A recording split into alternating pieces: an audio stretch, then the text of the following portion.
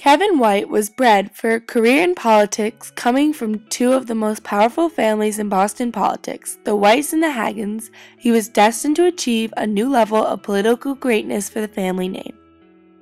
Kevin White became mayor of Boston in 1968 after being Secretary of the Commonwealth of Massachusetts for 8 years. Mayor White was asked to run with George McGovern as vice president, but was dropped at a last-moment decision. Being considered, however, made Kevin White aware of his national image and led him to begin to think about how his actions reflected himself as a national political figure and his future in national politics. Before the busing crisis, Kevin White was known as the man who could take charge of a crowd.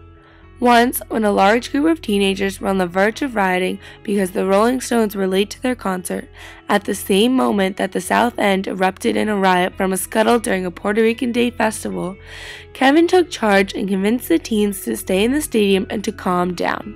All 15,000 teenagers obeyed and no arrests were made. To control the South End, he employed the help of young children to work as his deputies to help control the masses. He also got on the ground and walked the neighborhood trying to cool the situation.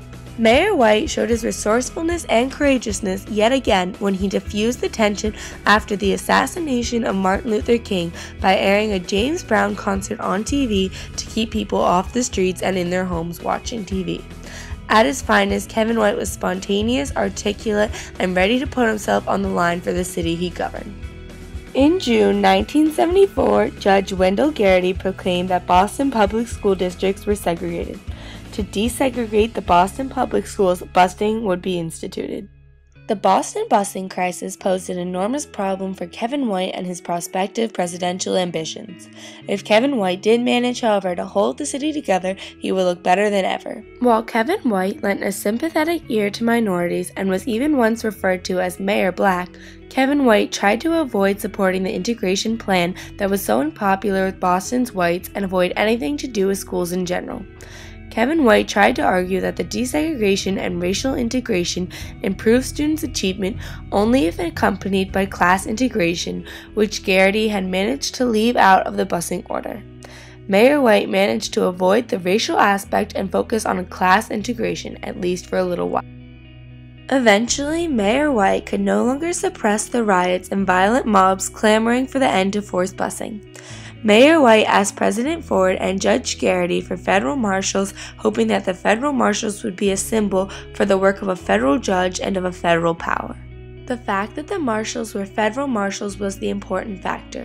This told the people that it was not the Boston police enforcing them to comply, but that it was an order from a federal judge and a higher power, not from Mayor White's office. This would enable Mayor White to be off the hook for any responsibility with the busing crisis.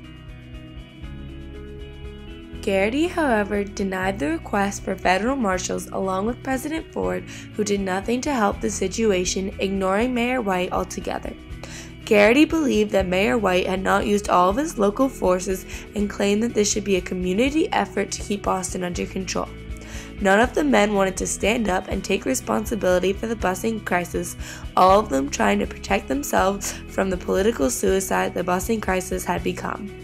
In the end, it was left to Mayor White, who was stubbornly not ready to take control of the situation. The exasperated mayor almost seemed to be saying, "Unless you do it my way, I'll let the whole city go up in flames." Mayor White was extremely eager to dump the whole mess in Garrity's lap, and when that plan failed, he was left to deal with the impending disaster on his own.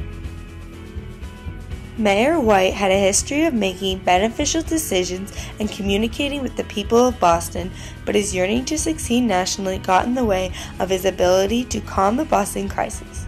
He had the ability and resourcefulness to communicate to the people and calm the situation. Mayor White, however, did not use his abilities to their maximum potential and instead used his time to look for someone else to solve the problem he could have fixed.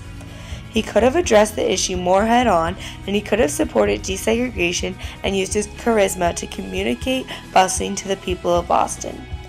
Mayor White should not have given up after losing support from President Ford and Garrity for receiving federal marshals. He still should have persevered and created new ways of dealing with the situation. Mayor White was a persuasive, articulate, and resourceful man that was dedicated to the Commonwealth of the city of Boston. During the busing crisis, he was preoccupied with his national image when his city needed him most. In the end, Kevin White is one of the most celebrated and famous mayors of Boston, but that is the most he will ever be.